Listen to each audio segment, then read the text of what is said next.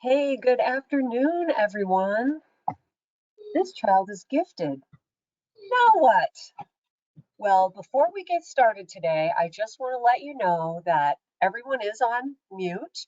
However, there is a chat panel and a question panel. So if you have questions, you can type those in as we go along. We are recording this call, and we will provide a link to the recording to everyone who registered and all of you who are attending, as well as a copy of the slides that we're using today. So, got it? You're in mute. Use the chat panel, use the question panel, and yes, we will send you the slides and a link to the recording. So, let's get into it. We're joined today by Adam Laningham. He's the author of Gifted Children and How Trauma Impacts Them, and also Thinkology 2.0. He has 20 years of experience in the field of education, which you're going to hear a lot about. Adam recognized as the 2014 Gifted Teacher of the Year in Arizona. He's taught in several schools at several different grade levels and created and facilitated multiple gifted programs. And he also served in the district role as a district gifted services manager, coordinating programs for over 6,000 gifted students. In his spare time, Adam has also served on the board of directors for the Arizona Association for Gifted and Talented for many years, and he is currently the president-elect of SENG, S-E-N-G, supporting the emotional needs of the gifted, as he is also the founder and owner of Bright Child Arizona, an international speaker, consultant, and gifted advocate. So thank you so much for joining us today, Adam. Thank you. Pleasure to be here. You spent more than 20 years in public education, much of it working with gifted students, both at the building level and overseeing gifted programming from the district level. Since then, you've left that role to achieve a broader outreach for these gifted students through your authorship, consulting, and advocacy. Can you tell us a little bit about your journey? Absolutely. Thank you. I don't know. I liked to joke before I left my previous job that I never left education. But I started out wanting to be a history teacher and kind of fell into middle school and loved working with those very interesting students. And I taught in those areas for a long time. I then moved down and started working with elementary students, teaching all subject areas, and moved into gifted. And the joke was eventually I would be teaching preschool before I retired, but I ended up opening a gifted preschool before I retired. Long story short, I kind of got into gifted back when I was teaching middle school. And I saw these students coming up who were super smart, but were very checked out of the educational system as a whole, but they weren't coming out of the gifted programs.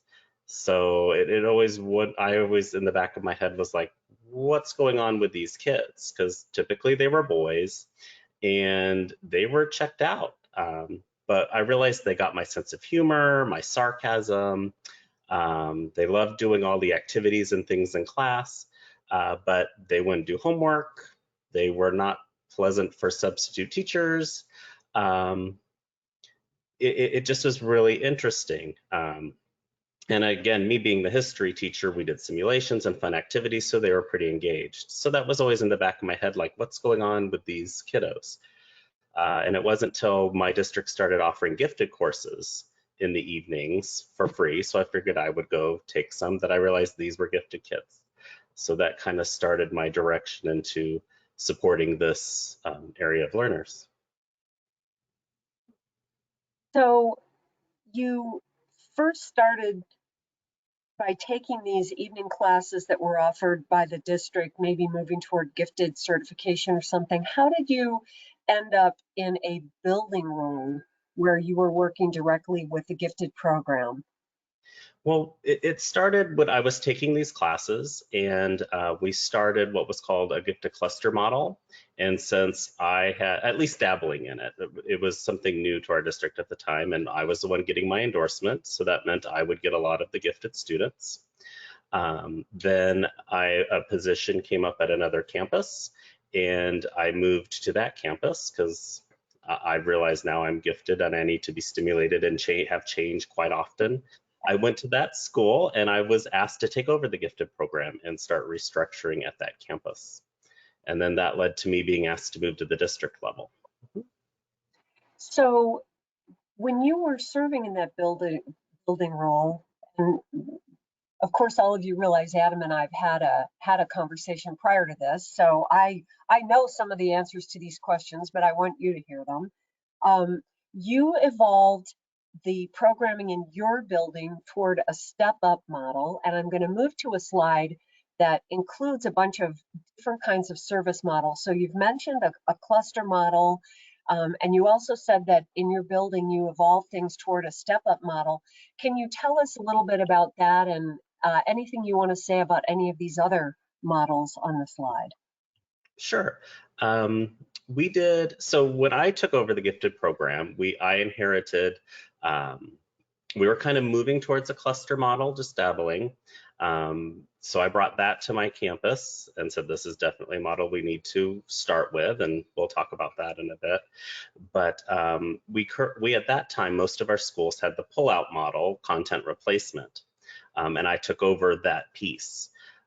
And what I quickly realized is, as being a teacher, only one teacher for a whole campus, preschool through 8th grade, if I am pulling students out for content replacement, that is most of my day, and I can't even get to every grade level because we have to meet the minutes as content replacement is. If I am that teacher, I'm pulling students out of their math class for their full math time to replace the content. I did that for math and reading. So that was my day, and that was very limiting to the number of students I could service. So my brain, I'm like, okay, problem solving mode, what can we do? Well, for gifted students in math, if you're gifted quantitatively, you can really accelerate and move through curriculum. I mean, enrichment is always important, but gifted kids with math can move. It clicks and they can go. So I realized, okay, I'm teaching at sometimes a class of 5 kids for an hour a day, this math content, when the teacher across the hall is teaching the same thing. Why don't we move those kids into that class, and I'll train that teacher how to work with gifted students. So we started the walk up to math model, where we set up our schedule in the day where students, usually we started around 3rd grade, but some kids in 2nd grade were ready to accelerate with math. And they just leapt from 2nd graders walked up to 3rd grade, 3rd graders walked up to 4th grade. With the scheduling, you just kind of have to block that out when you start doing your master schedule. And then as the kids got older, they moved up to the middle school, which was quite easy to fit into that schedule. And then I pushed in and coached and supported the teachers. So that model worked very well. It allowed me to free up my schedule and help students all the way down to kindergarten, and allowed me to support the middle school teachers at the same time because I wasn't blocked into the content replacement model. I still did that for reading, but that whole idea, by the time I left my district this summer, most schools had moved to that model just because it not only allowed more students to be serviced, it allowed the teachers to get in and support classrooms more and kind of share the strategies to support gifted learners with the cluster teachers in the classrooms. One thing that you mentioned in our previous conversation about this model of instruction is that you saw leaps and bounds in the achievement growth of the gifted students. And this is often something that folks worry about is, I've identified this child as gifted, I'm giving them programming, but they're not actually growing academically or not at the rate we think they should. So how did that impact their growth? How do you think that worked? Well, a lot of it came to, there's good and bad with every model. There's pluses and minuses, and just starting with that. But when you have when you plan ahead, we're going to structure this model effectively so there's overlap where the students can move. We're going to make sure teachers are having training and are open to working with these students. It really helped with that culture building and understanding these students. And what we realized is the schools that moved to this model, the couple years where we were checking that data and it was pretty clear, they had higher growth scores considerably to the students who were in the self-contained program. Then as we looked at it, so if you can picture this, let's say I'm the 4th grade teacher, it's math time, a group of 3rd graders come up and I teach the 4th grade math. The gifted specialist pushes in when they can throughout the week at that period. Those students coming in really outshowed the students in the room, which was interesting too. And it really helped motivate the students in that classroom. So as a 4th grader, these 3rd graders are coming in and they are soaking up the math, they're engaged, it kind of motivates everyone in the room. So the overall growth scores for those schools went up. And a lot of that does come down to the culture and the teacher being very open. And sometimes we even had students move multiple grade levels just because they were able to soak it in. And it's kind of working with and training the teachers to make sure that we have a nurturing environment and it's not a big deal for a 4th grader to be learning next to a 6th grader in a classroom where this is the type of learning and environment that's good for all of them. We've definitely made some points there that I want to come back to and talk about in a few minutes. But one of the other conversations that we had is that you had several pathways of programming. For instance, you had a magnet school, and you also found that programs needed to be differentiated, whether we were looking at pre-K students versus what you might do with middle school versus what you might do with high school. Is there anything you want to comment on about that? Absolutely. My philosophy is much more of a support model. I realized pretty quickly that in my district of over 40 schools, I didn't have control over every campus and I wasn't going to be able to dictate what was done. I could be the gifted expert and come in and help and support the principals and the gifted specialists, but I wasn't going to be able to dictate anything on my own. My district was also very diverse. So about 1/3 of our district was fairly affluent, 1/3 was pretty average, and 1/3 was Title I lower SCL or SEL learners. So one model does not fit all. Every school was pretty different based on the culture of that campus, based on the school leadership, the strengths of the gifted specialists that I had there. If I had a gifted specialist who was a math whiz, it might be different than someone who, I mean, some teachers are afraid to teach math. So that would have a factor. The expectations of the parents in the community kind of had a factor. So I realized pretty quick I was not going to do a one size fits all, and I wasn't going to force people into things. I was going to educate and provide best practices and support. So every school was a little different. It made it difficult for me when I have a parent calling, what do you offer? It's like, well, what campus are you looking at? What area are you looking at? Because we had such a wide range of supports and services, kind of like students. They're not all, even if you pull gifted students out, they're all going to need something a little different. So we did have our schools that did the walk up to math model. When I left, we had a couple schools who still predominantly did the content replacement, but only 2. Some had moved to offering other courses at their middle school levels. Almost all were clustering, and clustering the correct way, and I know we'll get into this a little bit later, but a good primary service to support students is clustering kids, so at least the gifted students are grouped together with their peers and have a teacher who's trained to work with them. That's kind of the beginning, and then we added on different services. lots of my schools moved to offering enrichment throughout the day. This was key to our Title I populations, as many of those kids weren't quite ready to do full math acceleration, but we identified them, they had that potential, but they really needed that part of their day where it was less structured and they can do STEM activities and projects and have a teacher really focus on social and emotional activities as well to help them. So it was quite different. Towards the end, we did open our first gifted preschool, and we worked with, we kind of used the COGAT a little bit to kind of model a screener to try to find students with potential, because one of my large pushes was not only identifying gifted kids, but getting them early so we can get them into these enrichment courses and kind of nurture that giftedness. We also had magnet programs. We had 3 self-contained programs, which are kind of like a school within a school by the time I left. Each one focused on different areas in a way to attract the students to those programs. And what I mean by self-contained is it was a full application process. The students, we looked at all 3 areas of giftedness that we assessed in, and they had to apply for that. Highly trained teachers, small class sizes. One focused on adding music options and choices for those kids who are musically talented.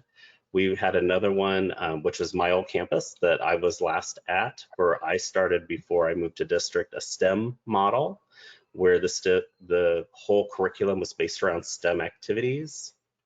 And then our last model was offering language options and a more of a global studies format. So we really worked at being diverse in what we offered, knowing that our families' needs and students' needs and schools were very diverse. And I was always open to, you have an idea, I'll come in and help and work with you, because it's not all me. So it was very organically grown, each school kind of finding their niche and seeing what they wanted to do. Well, let's definitely get into that clustering piece. I mean, this is part of what drove you into it. And even though we've talked about some different ways of offering services, whether it's enrichment for talent pool development or content replacement, there's an element of clustering that comes beneath that. So I'm going to move to your cluster grouping slides. And folks, those of you who are anxiously awaiting getting these slides, I promise we will send these to you after the presentation, and you're going to love having access to these. Ready for me to move to the first one, Adam? Absolutely. All right, so go for it. All right, so kind of our goals with clustering is, again, I'm kind of a realist. I know all of our, charter schools districts have money concerns, and we would love to be able to do everything we can, but within the constraints we have, what's the easiest, simple kind of bang for your buck to provide great services? And that's the cluster model. With this model, the goal is to group the kids together with their intellectual peers. So we don't have the one quirky, gifted kid off in the corner just reading a book all the time because there's no one to talk to. We are grouping them together. So when we do projects and activities, even if the kids may not be exactly the same or gifted in the same areas, there's someone else that kind of thinks outside of the box as well. And then also to help the teachers. So back in the day, and I'm sure it's still happening, we wanted to be fair when we did class placements. And let's say we have, 4 teachers at a grade level, you have teacher A, B, C, and D. Well, we just sprinkle all of the groups of students throughout. So everybody gets 1 or 2 gifted kids. Everybody gets some of those high top performers. Everybody gets those special needs students and the low students who are struggling. Everybody gets a behavior student, all of those kind of flags that we kind of check off for next year. That sounds nice. In practice, it's not. It's not nice to the kids. Kind of when I just talked about the grouping the gifted kids together, they need to have those peers, but it's not nice to the teachers when you really think about what's going on in the classroom. To have every teacher with this huge span of the highly gifted kid who is accelerating and able to move, all the way down to those poor kids, bless their heart, they're just struggling and trying to be at grade level and work through things, or those kids who are learning English for the first time. To have a teacher try to meet all of their needs, even on a good day with a very experienced teacher, that's a tough task. And especially now with teacher shortages and everything out there, teachers who are new, what happens? Who gets left out? Well, it's not the special needs students because they have those IEPs and 504s that have to be met.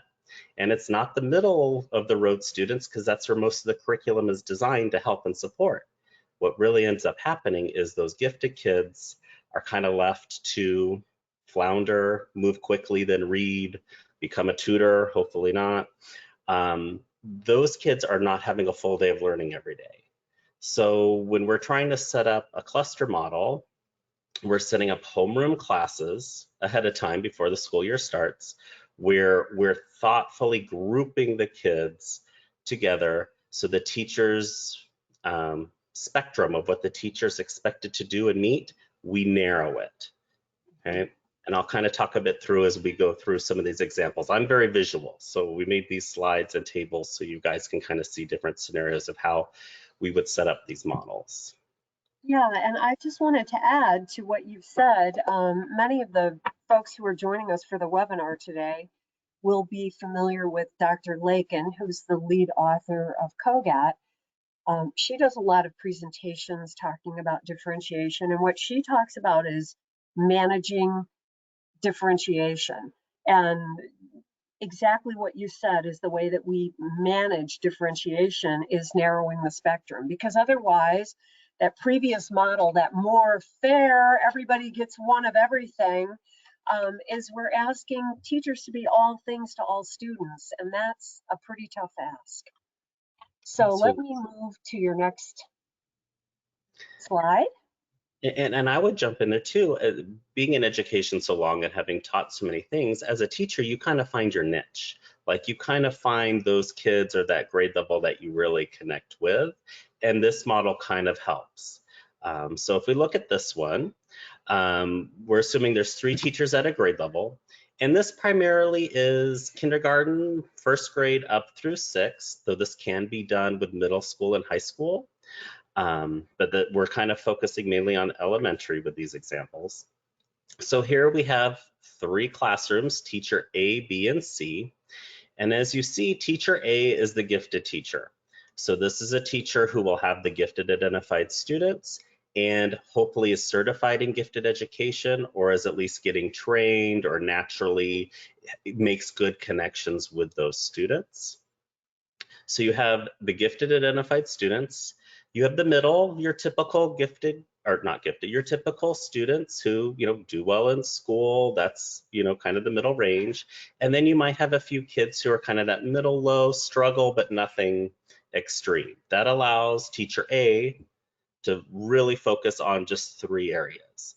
And what's nice is a lot of the gifted strategies and things she can use might work very well with a lot of the other kids in the room. Okay, so that teacher is now focused, it doesn't have this huge span. Well, it's the same with the other 2 teachers as well. So if you see teacher B, that's the high achievers. So these are the ones who do well in school, they want to be your teacher's assistant, they dot their I's, they cross their T's. Some may be gifted, they would be in the gifted group, but many kids like this are not gifted. And that's kind of a stereotype we have to kind of talk through and work through what really is gifted. Gifted is not always just doing school well. Okay, so these are those high achievers. They're the role models the kids, teachers want in their classrooms. Teacher B has those, teacher C has those. Then they have middle of the road kiddos, your average kids, then special needs students or EL students. Maybe you don't have EL, and by EL I mean English language learner, and by where I have SPED as special needs, 504s, IEPs. Depending on your population, you can tweak those a bit.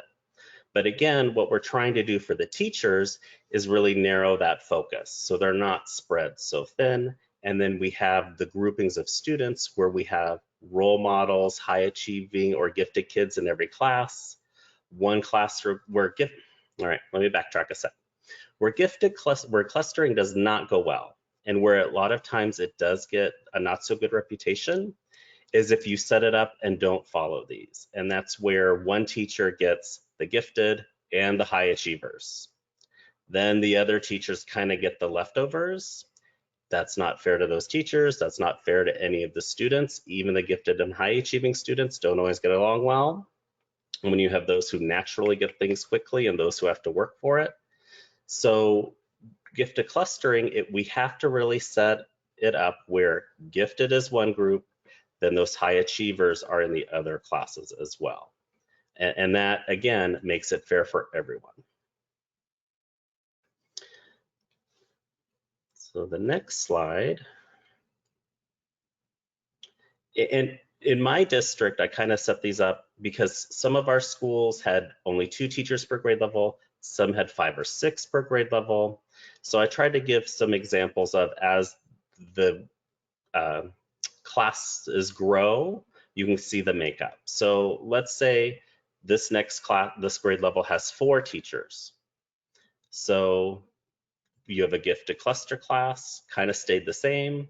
Then with teacher B, C, and D, we could spread out those special needs students. And again, it's really getting to know these students, talking with the teachers, making the right placements based on, again, maybe if those kids need to be pulled out some of the time, maybe they need paras or teacher's aides. It's having that conversation how to set them out. And then you could have the English language learners in the other class. And again, it's kind of nice for the teachers because, again, they're not having to worry about gifted and special needs and those kinds of things. I would say that when you're looking at these slides, when you see gifted, I do include twice exceptional.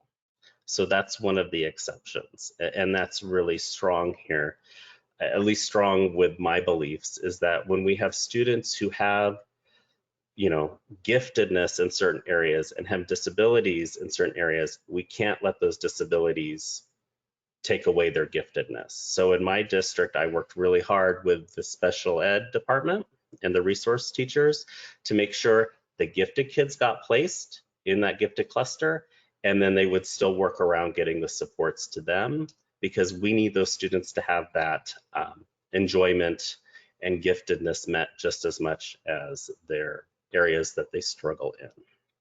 So that would be exception. Yeah. I was just going to say, I see in your slides both 3 classrooms and the 4 classrooms. As you've mentioned, you've got your gifted kids clustered, but you also have a spread of high achievers in every class.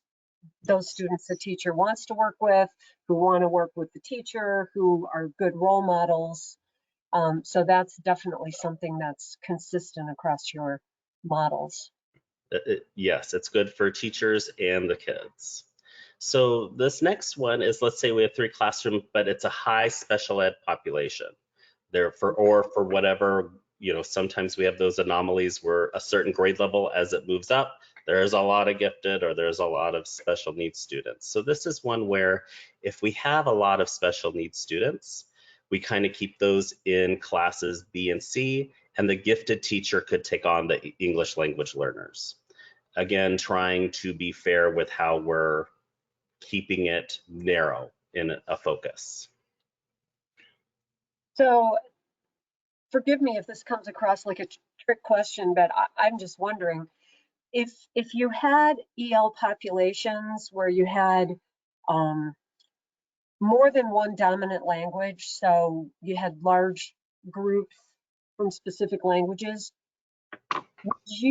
across classrooms, would you keep those kids with the same language together, or would you split them up? I think it depends on the service model from that department. Within our district, they were usually grouped together. It just kind of depends on how they're able to service them. So if it's more of a pull-out model to kind of help them with intervention, that might affect what classroom they go into. If it was more of a push-in and support, that might also affect it. I do know lots of states have different rules and policies for that kind of stuff too. But the takeaway here is, as we're making our classes for the following school year, we really need to know our students and sit down as a team and really thoughtfully place them out.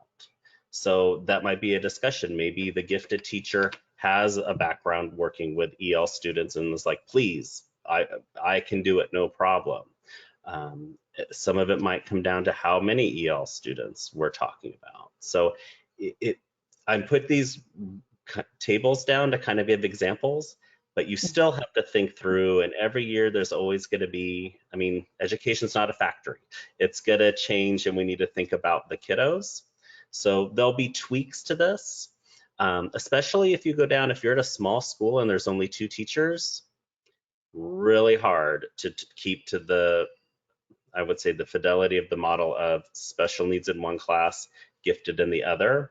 It just depends. And when I would go in and help some of our schools build these cluster classrooms, we had a couple schools that were really small. I'm like, okay, you're gonna have to have some special needs students in the gifted class. Let's be mindful with who they are. Are these the ones who leave for half the day for services? Maybe those are the ones you put in with the gifted cluster class if you have to do that. So again, it's sitting down and really thoughtfully thinking about setting up these classes for success.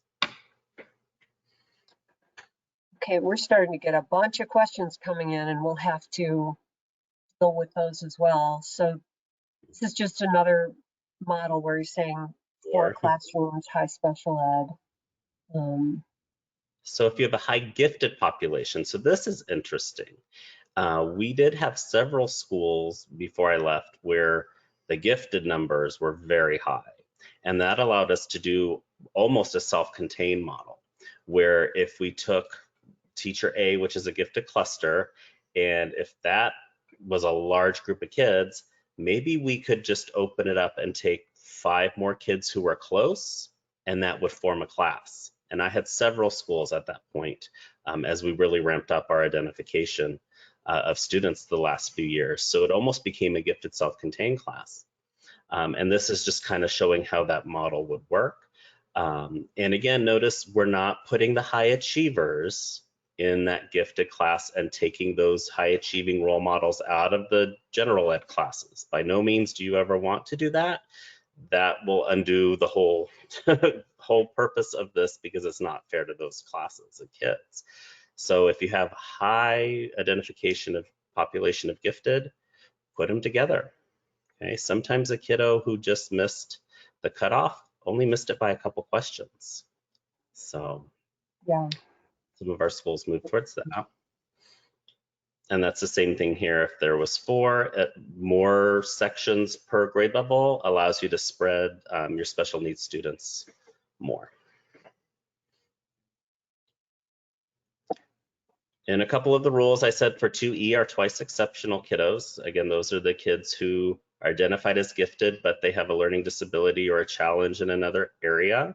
Okay, those go at, this is what, at least what I would strongly recommend. They are gifted. They go in the gifted group, and then your resource special ed department needs to figure out how to pull them for their deficiencies in those other areas. We don't want students to lose their giftedness and that kind of spark something that they're good at during the school day. And again, I kind of talked about this. The teachers and the administration really have to plan ahead. This happens in the spring as you're planning your class list for the next year, as to making sure that you're putting the time in to get it started correctly. So we have a couple of questions that have come in that are pretty relevant to this cluster modeling that we've talked about. So for example, one person asks, if you have students who are tested and identified as gifted throughout the year, so in other words, it's not just at a single point in the year, but perhaps multiple points in the year, would you then move them in your cluster model? Let's say they were a student that was in another classroom, B, C, or D, and then they were reevaluated and identified as gifted. Would you move them into classroom A, or would you leave them where they are? I would, and again, this came up all the time. This is one of the reasons why we did a lot of our gifted identification testing come January, February for our schools. So we had time to plan this for the following year, and we would make the changes for the following year. It allowed us to make sure that we had staffing and everything together. If we had a student maybe test, August, it would be a site-based decision. Generally, I don't like moving kids once the school year has started unless they're struggling. If that were the case and the student they are identified as gifted, it's middle of the year and they're not doing well, and we think it would be best for the student to move them, we have that conversation and we do it. But for the most part, no, it's just now the teachers know, this kiddo's going to need a bit more. They're going to maybe need to collaborate a bit with a gifted teacher. And then the following year, they're for sure to be in the cluster model. Now, all of my schools, in addition to the cluster model is just the basis. We then had gifted specialists and teachers who would pull out for enrichment or content replacement, however they needed to do it on their campus. And for sure, those students would be included in that. But pulling a student out of their homeroom, unless the kiddo's struggling, I generally wouldn't do that. So you mentioned previously, you mentioned something about middle school and something about high school, and we had a question come in, which is, what do you do with accelerated students or the gifted identified and those who've been doing the, say, move up to math? What do you do with them in their last grade before they transition to a new building? So whether that's from elementary to middle or from middle to high, let's say there's not a specific cluster model class in the next building. How does that work? It depends. So if the student's walking up, so I think this is kind of two areas I'd like to address. If the student's walking up to math and like it ends, let's say you're at a K6 and your sixth grader is now ready for seventh or eighth grade math, that's something you need to work out with the middle school. In our district, we would bus students or we would put them online. If the students were in our online program, the gifted specialist would make sure to support them and work with them and have time during the day. Some of our schools, even the gifted specialist just blocked it out and it kind of became a content replacement at the end where they would teach seventh grade math to the sixth graders if they had a very large number of students. So when it came to the math, especially now with online and things like that, there are options. It's simple.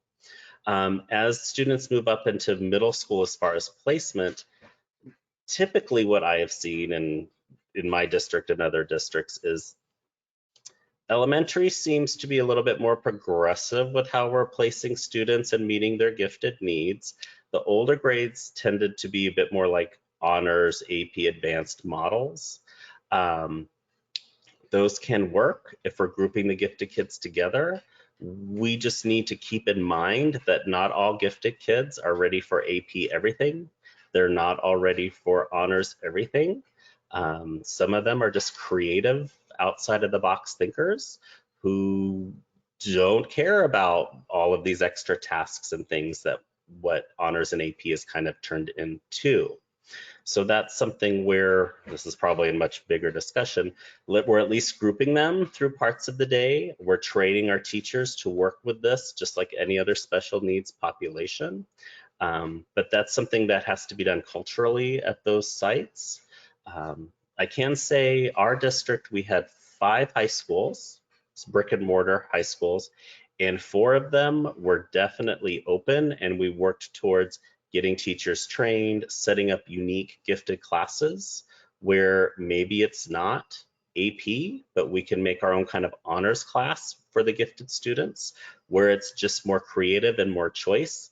And it's less, let's teach towards a test and jump through these hoops, because we know these kids, some of them just, that doesn't appeal to them and they're not going to flourish in that area. So when we get to setting up groups at the middle school and high school, it's harder because it is much in the block schedule of the periods. But as long as we're grouping them and training the teachers, I still think that is a key no matter what grade level that we're at. Well, I think this might be the last slide you created about clustering, and it's kind of a nice summary slide if you want to hit on this for a minute, and then we have a lot of questions about identification. So we're going to need to jump to that. All right. So just kind of some of the benefits as we look at trying to set this up.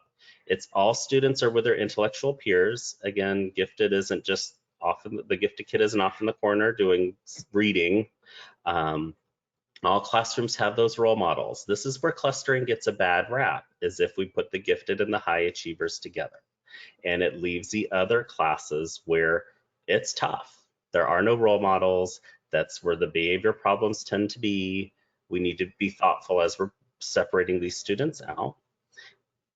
Next, all teachers have special area population to serve. Gifted is considered a special area population. So if you're talking to some teachers, they're like, oh, well, IEPs, I have to go to all the IEP meetings. Yes, but if you're the gifted teacher, you're getting your gifted endorsement. You're going to gifted trainings.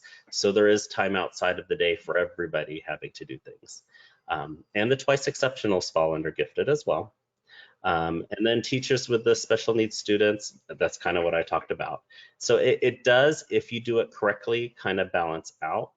And again, as teachers find their niches, we want teachers where they're going to, really engage and support those students. If a teacher really wants to work with gifted, this is a great opportunity for him or her to shine. And then we have those others who just love those special needs kiddos and nurturing and supporting them. So it kind of lets teachers fit into the niche that they thrive in.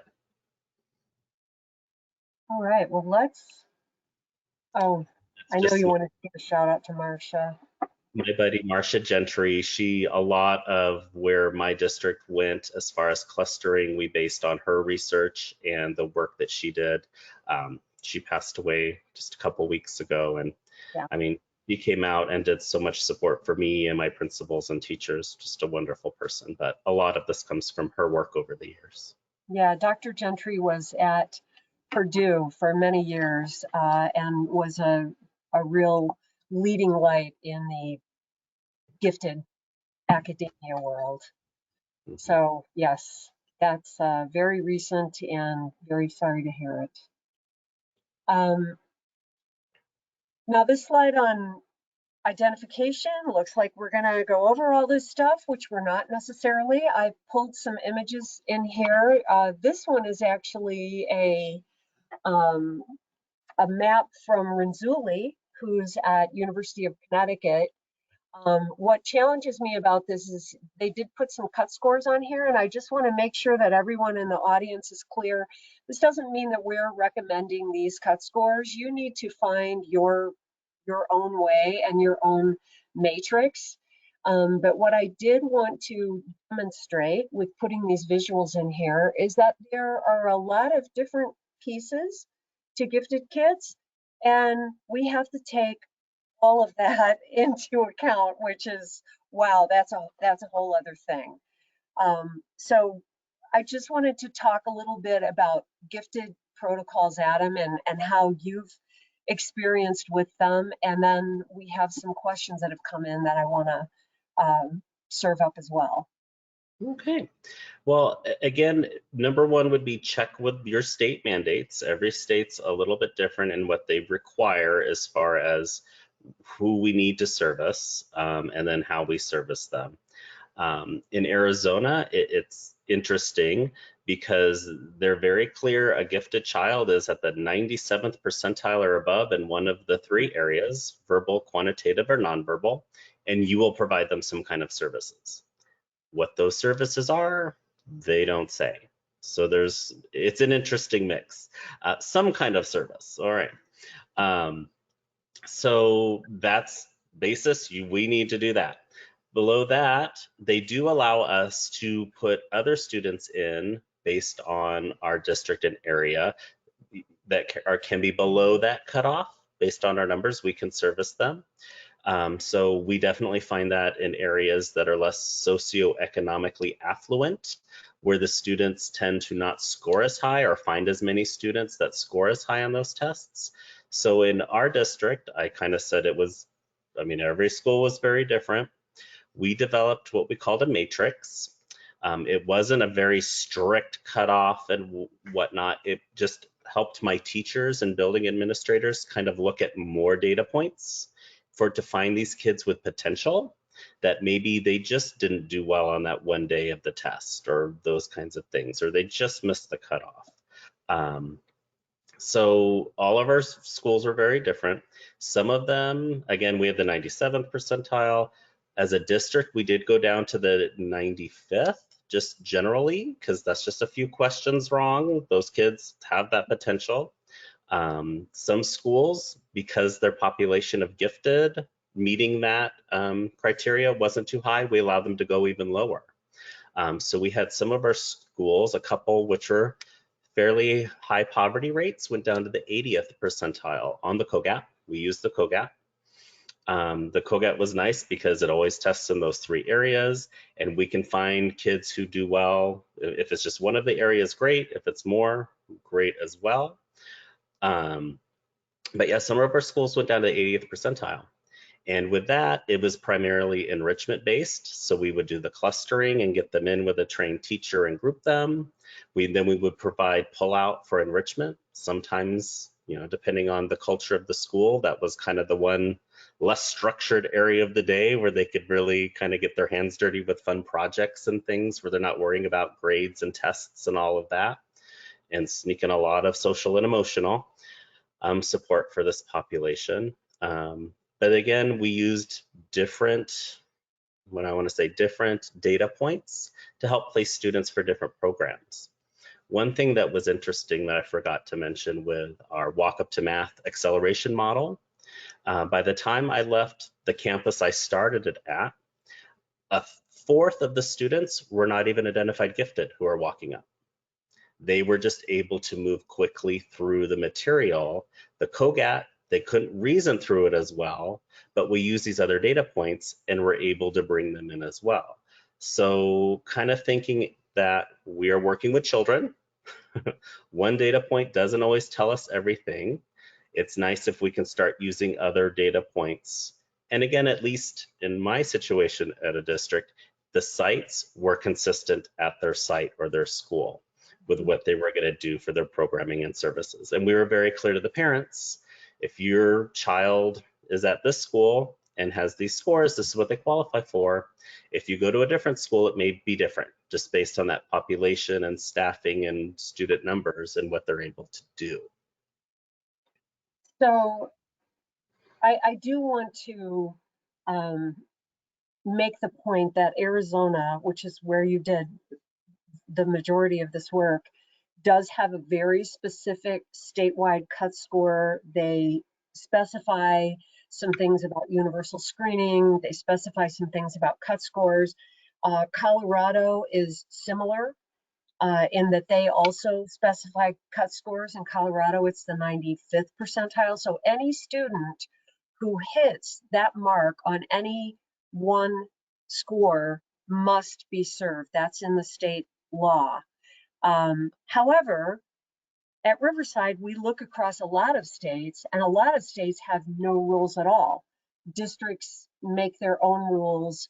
And so for Adam in Arizona, he needed to work within the framework that Arizona had set out. But many other states have different rules. So it does always start locally.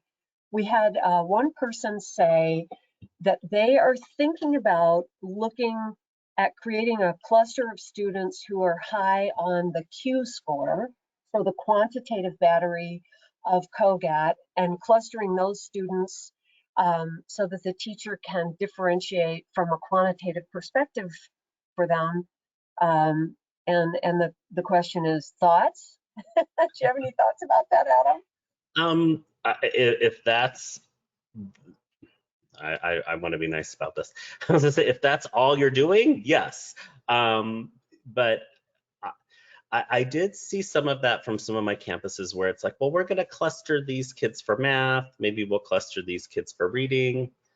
Okay, if that helps you better service them, but you need to realize they're all reasoning through things differently. So separating the high Q score kids from the high V score verbal kids, depending on your service model, that could work. If you're looking for a place to start, I think that would be an easy place to start with those math kids, the quantitative kids, because they've demonstrated that they can really think through the content quickly, and they'll be able to accelerate.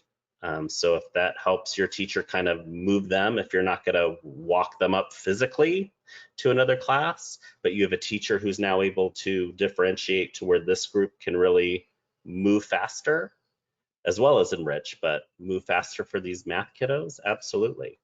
You have to start somewhere. Well, we had another question come in about math that I wanted to make sure that I get out there to you, um, which is, do your accelerated students ever hit a wall with math in high school, stop growing? How do you deal with that? Yes and no. So what I found with high school is a lot of the kids, the gifted kids, are tired of school by the time they get to the high school.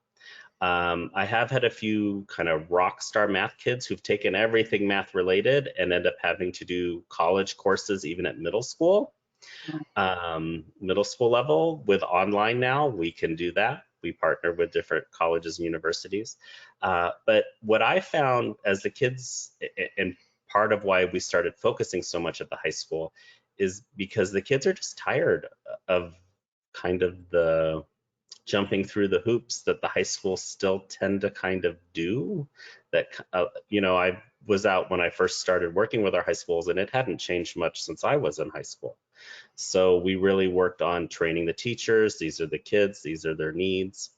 So if a student is really good at math, they're not going to lose that love of math unless we do something to them. They will still love learning that math. And I would look at what's going on in those high school math classes if that is the case. Because yes, they may be several grade levels ahead, but if it's just traditional, here's your geometry, do these 30 problems and come back and take a quiz, they're not going to want to do it. And that's not because they were accelerated, that's because they're gifted. You're giving me post-traumatic stress. I'm expecting a geometry worksheet to come in my inbox now. Well, one Yes. thing you've touched on several times in our conversation is you've talked about training and culture building, and that the cultures in the schools is something that you built through training and interaction with teachers, making cluster models work came through training. So we are getting very close to time, and I want to make sure we use our time well. But what would you like to say about training? How did you do it? Was it PD days? Was it people going to the same kind of evening classes that you did? How did that primarily work? It was everything. Anything I could do to get teachers to understand these kids, we did it. So I'd bring in speakers. Marcia Gentry I had out a few times, Nathan Levy, different people in the gifted realm. If they didn't want to hear it from me, I would pay people to come in and they could hear it from them. I would do it to the principals as well, because a lot of the principals think they know, but few principals come out of gifted education in my experience. But no, we did free classes, paid classes, online. We developed hybrid models where the teachers, especially with COVID, can do 10 hours online and then come in for 2 hours and share what they've learned. And I paid teachers to build those classes. So our master gifted teachers who knew it, I would pay them to put together those courses. I would teach courses. Book studies. I would buy lots of books. Anytime we got grant money, I mean, my office looked like a library. It was crazy. And I would get out the books, and we would get a lead teacher on a campus and enter it into our system. So they would get hours and go through and do these book studies. So as much as we could, we would get the word out, because you need to know the beast you're dealing with. If you're going to have a gifted kid in your room, you need to know what makes them tick if you're going to be successful and meet their needs. I will say, with 90% of my training, social and emotional is what we talked about. Teachers get academics. We can give students work according to standards and follow a list, but you have to know how this child works and how to reach them. And a lot of gifted kids, if they're not feeling valued or engaged, they're not going to do it. So most of our training came back to social emotional mindfulness, those kinds of things, because you hook the kiddos, you develop that great classroom environment, they're already gifted in academics. Then you can get to it. So I definitely want to let people know that we are planning to do another session with Adam. We will be scheduling a date, we think, in mid-November, where he is going to talk specifically about the SEL piece and how that works. But I want to come back to today's conversation. A couple more questions have come in, and something you said sparked a question for me. So you talked about anytime I got grant money. Okay, funding is always an issue for GT. Who applied for the grants? Did you write the grants yourself, and what grants did you apply for? a lot of my teachers, I would find grants and send them out. Teachers would work on them. I wrote a couple. A few came from our Department of Education. So in Arizona, it's kind of been all over the place when it comes to gifted funding. We have it, we don't. It's a one-time thing here. The district level, maybe there's some money somewhere. I was always scouring and trying to find things. And so, Gifted has never been fully funded the way it should be in any case I've seen. well, actually, I have a spreadsheet that I should show at a webinar sometime where we've looked at which states fund gifted and which states don't, and some states fund it and don't mandate it. Some states mandate it and don't fund it. Some states don't do anything. I mean, it's crazy town out there. We had a specific question come in, which is how do you plan for grading and management with the walk-up math program? So these kids are going into another teacher's classroom. How do you manage that practically? They're entered into the grade book. So there are different learning management systems out there, but when you enroll a student, you can enroll them into different sections. So with ours, it's those third graders, you looked at their report card, they had fourth grade math. And we checked off all the standards just like any other fourth grader. So you were grading them, so they're in a class with fourth graders, and if we think about the old learning curve and grading on the curve, so basically there's one pool, one curve for that classroom, and all the kids are in it. They're in it. They're in that class. They're treated like every other one in that class. They're gifted in that area. They can do it. Again, it comes down to the classroom management and support. But yeah, if they're ready, they're ready. Well, we have like 2 minutes left. I hope I've done a decent job at capturing folks' questions and passing them along, but you're going to be back with us in November to talk specifically about SEL. Yes, and I'm also working on some more of the blogs or articles as well, and some will touch on these subjects. And And we also expect to, or hope to, see you at NAGC this year, which is in Indianapolis in late November. We yes, hope. I'm working on that. All right. And do you want to give a plug for your books before we go? Because you've written one about trauma for gifted learners. Mhm. You want to talk about your books real quickly? So I have my gifted children and how trauma impacts them. That's kind of, it talks a lot about the social and emotional and the importance of these types of learners and what kind of adults need to know.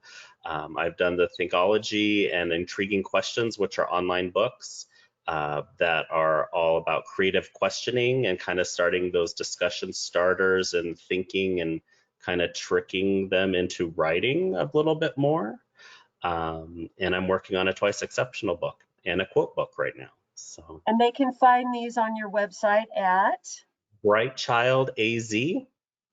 It's Bright Child AZ is my company, and we sell, the books I've worked on. I partner with Nathan Levy, lots of his books, and I can get books from almost anywhere through different publishers. So. And also his email address is on there. So if you need to follow up with Adam, you can go to his website at Bright Kids AZ? Bright Child AZ. Bright Child, sorry. And I'm happy to answer emails or Yep, anything like that. Maybe I'll see some people. I'm out at several conferences this fall. Kind of doing the conference tours and speaking, and hopefully I'll run into some of you guys. all right. Well, we want to thank everyone who's joined us this afternoon, most especially. We want to thank you, Adam, and we look forward to seeing you back for another session in November. My pleasure. All right. Thanks, everyone.